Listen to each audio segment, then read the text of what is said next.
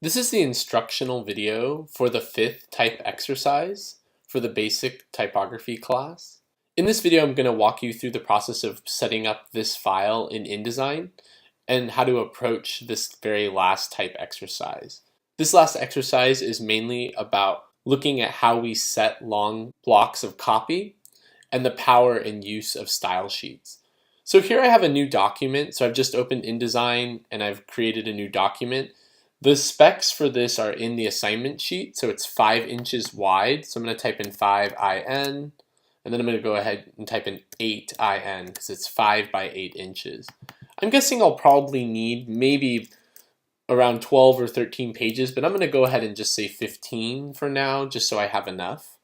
We want facing pages for this, so I'm going to go ahead and select this.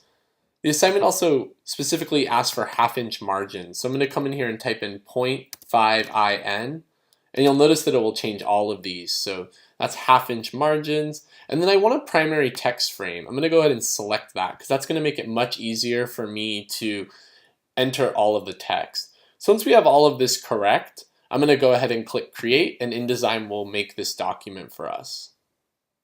So there we go. If I come up here to the Pages palette, you'll see that I can see all of these pages that we have in this book, and I'm ready to go. There's even a text frame on every page where I can enter the text. So the next step is really to flow the copy in. So the copy is provided for you through the course, and you can go ahead and navigate to that file and place it in the document. So I'm going to go to File, Place, and I'm going to go ahead and do a search for me. And there it is. So I'm going to go ahead and click Open. And then you'll notice that now I have this content that's loaded. You can even read a little bit of it. And if I go ahead and select the text box, you'll notice that the little icon changes, and that'll allow me to flow this in. So then you'll see that actually it's going to flow through the whole document. So because we set up the file the way we did, these are threaded text boxes. So they're all connected together, one to the next. So if I delete one, you'll see that it'll actually jump the text to the next box. So we don't want to do that here, but it's a really useful thing, and it'll allow text to continue to flow from page to page. So now we need to just go ahead and make some decisions. You should have done some sketching and explorations in terms of how you wanted to set up these headers. So the process is to start creating those. So all of this information right here is actually the cover page. So I'm going to go ahead and make some returns here for now to get this on to the next page. I may even decide to pull this content out and disconnect it so that I can work with it. So I'm going to go ahead and work with Caslon and Avenir for this. So I'm going to start by stylizing the header. I want to go ahead and make this Avenir. I'm going to go to Avenir next. I'm going to go ahead and blow this up a little bit. And then I'll go ahead and deal with the rest of this information. I'm going to bring these two together. I'm going to make all of these Caslon.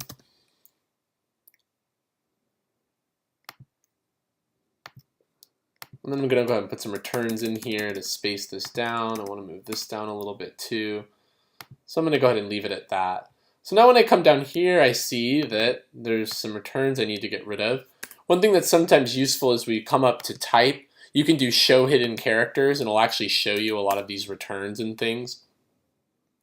So now I need to develop a system.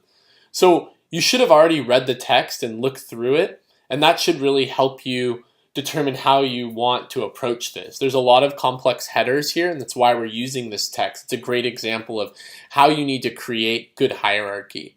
So here we have 3 headers in the row, so this is a great place to start. I'm going to go ahead and make this main header Avenir. So I'm going to go to Avenir next again. I'm going to go ahead and do the bold. I'm going to make it 13 point.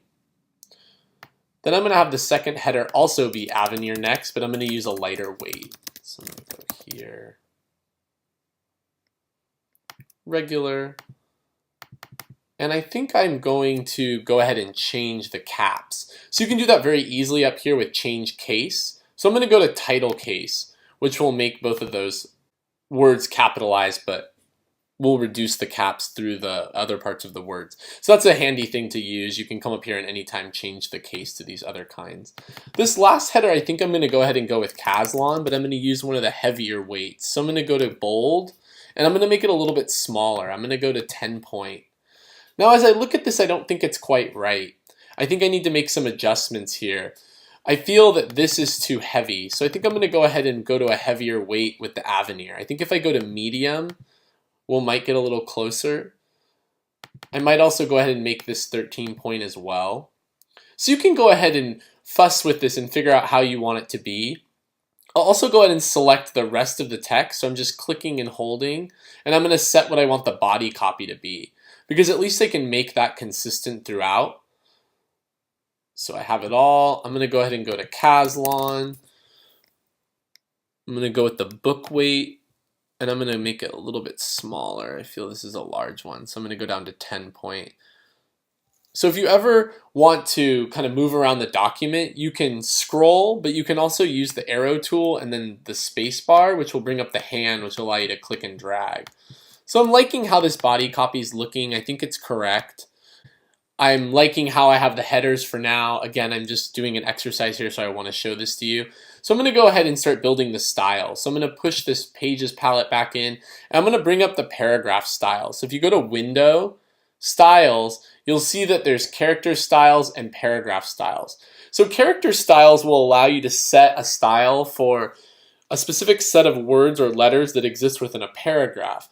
Paragraph styles is only going to allow you to apply those traits to an entire paragraph. So you can't have part of it be one style and part of it another. For this assignment, we're mainly going to work with paragraph styles. So I'm going to go ahead and bring that up. And I have basic paragraph here. So one thing that's nice is once you have these things set up how you want them, you can go ahead and select that setting and then come over here to this little drop-down menu and do new paragraph style. And what's great about this is it's actually going to build in all of the features that are already there. So first I'm going to name it. So I'm going to name this main header.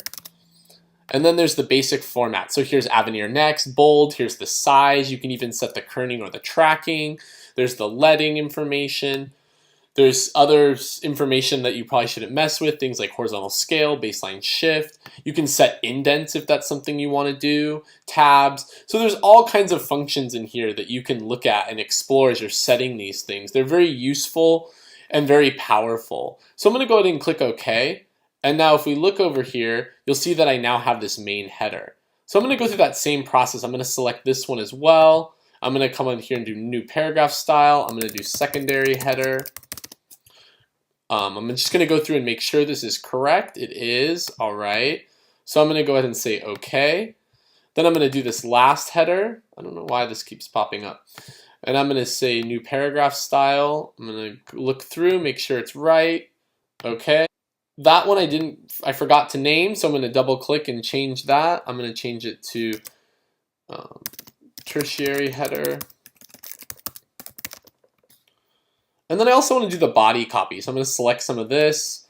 It's saying it's basic paragraph, but I want to go ahead and make a new one. So I'm going to say new paragraph style, and I'm going to say body copy. I'm going to look at this, make sure it's right, say OK. And then I'm going to go ahead and delete basic paragraph. Oh, it won't let me. That's fine.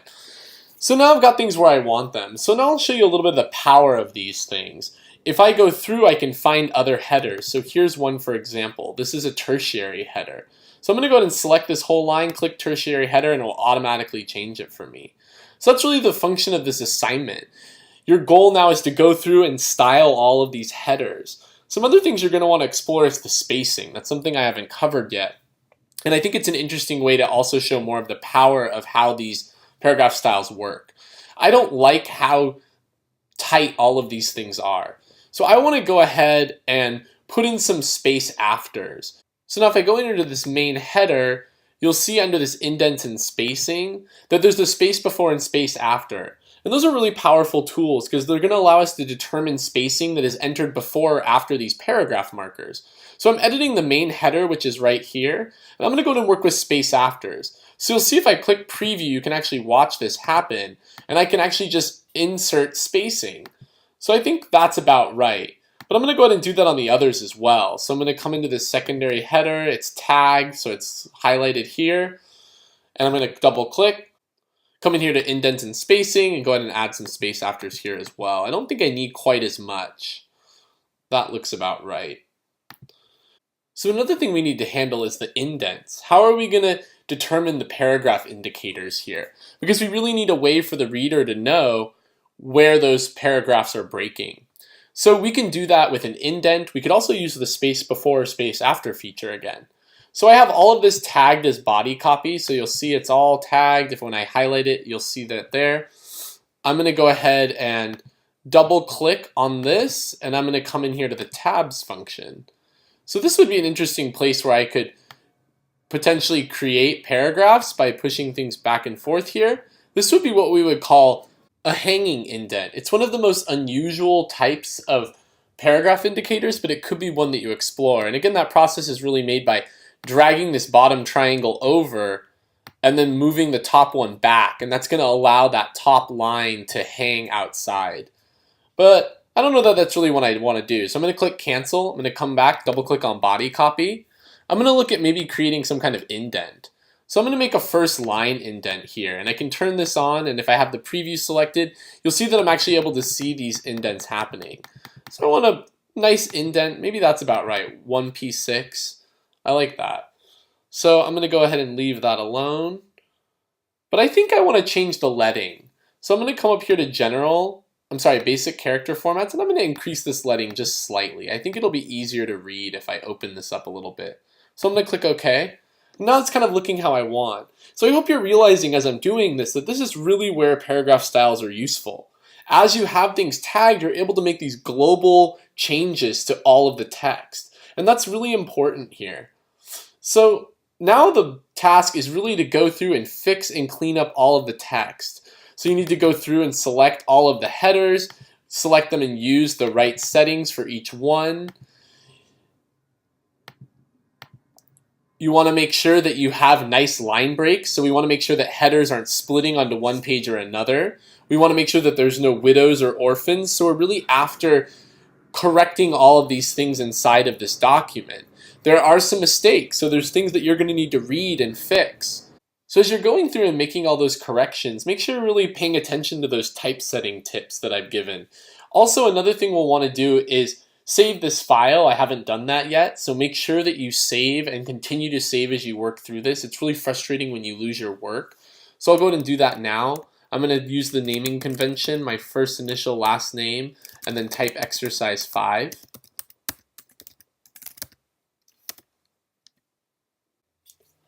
One of the adjustments that'll have to be made inside of this book is actually fixing this bulleted list. So it's really important when we have quotations or bulleted lists or any punctuation that it hangs. This is something that was covered in the lecture. So I'm going to start by replacing this as a bullet. So option 8 will create a bullet for you. So I'm going through and replacing these. Yours may have come in as a bullet, so you might not need to do this step, but for me I need to. So I'm going through and changing all of those. Once I have those all correct, I want to go ahead and actually hang this. That'll allow this small line to come underneath the rest of the text. So I'm going to highlight all of this, and then I'm going to bring up the tabs menu. So if I go to type, I can go to tabs, and that'll appear right here. And then you'll notice that there's something already happening here. I'm going to slide this triangle back, but that's really what's indenting it. So that is something that we want. So I'm going to go ahead and slide it back, because I first want to slide this one forward. So I'm going to slide that all the way to where I want it. And then I'm going to go ahead and slide this top one back.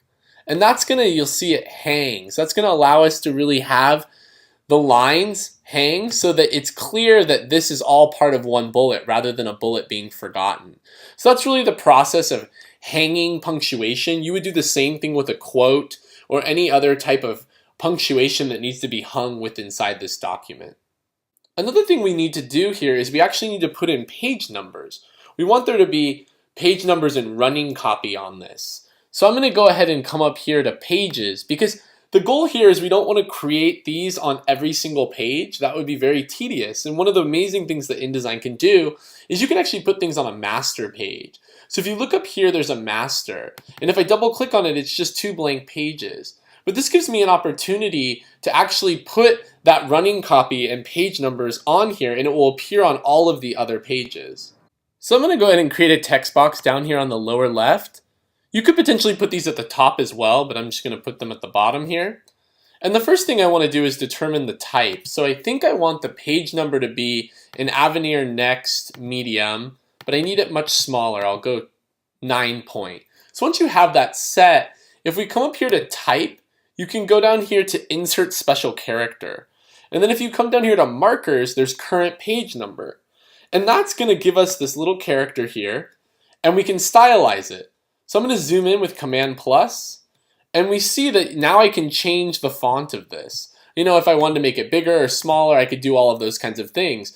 But then the A is actually going to change to whatever the page number is that's listed here. Then I'm going to have his name on the right-hand side. So Robert Bringhurst.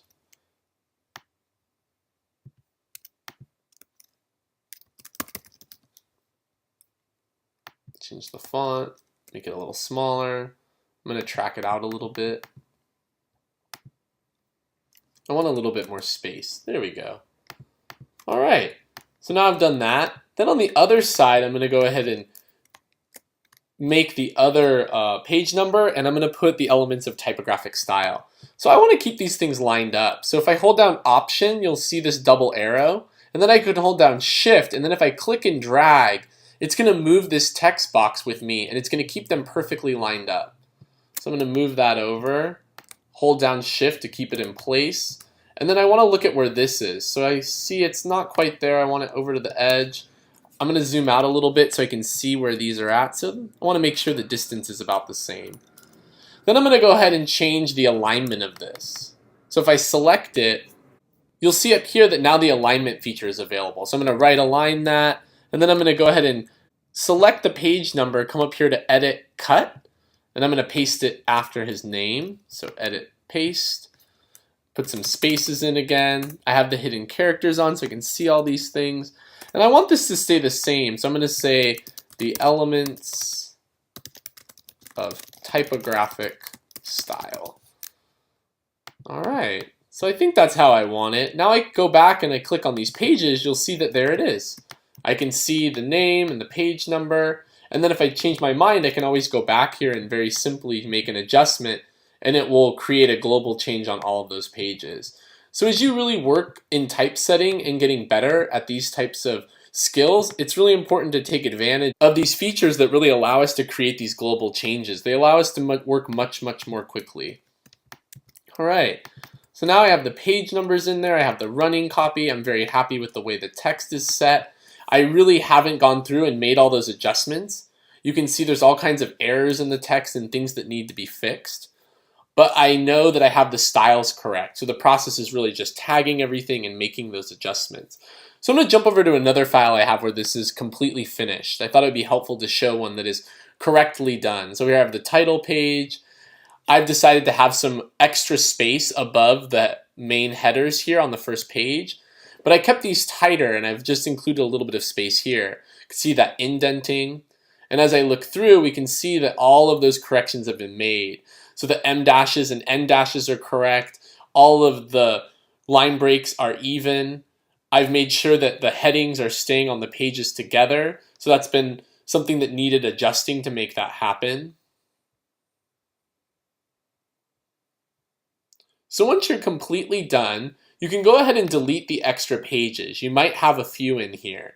And once you do that, we need to just export this as a PDF that we can upload to the discussion. So it's a very similar process as we've done before. We're going to go ahead and save this. So we have all of the final changes in here. And then I'm going to go to File, Export, and create a PDF. So I'm going to use our naming convention. Since I didn't have the file named, I'm going to have to change this. So first initial, last name, type exercise 5. I'm going to go ahead and save this on the desktop for me. Click Save. And then we want smallest file size. We want all of the pages. And then we want to click Spreads. This will allow us to look at this document in spreads, which will be great. We can see the pages next to each other, just like how we're seeing them here. So then I'm going to go ahead and click export, and then I'll create a file for us that we can upload to the discussion. So hopefully that's helpful, and as always, please email your instructor if you have any questions at all. This assignment can be a little bit tricky, but it's important that you stick with it and really learn these typesetting skills. So we hope you enjoy it, and good luck on this assignment.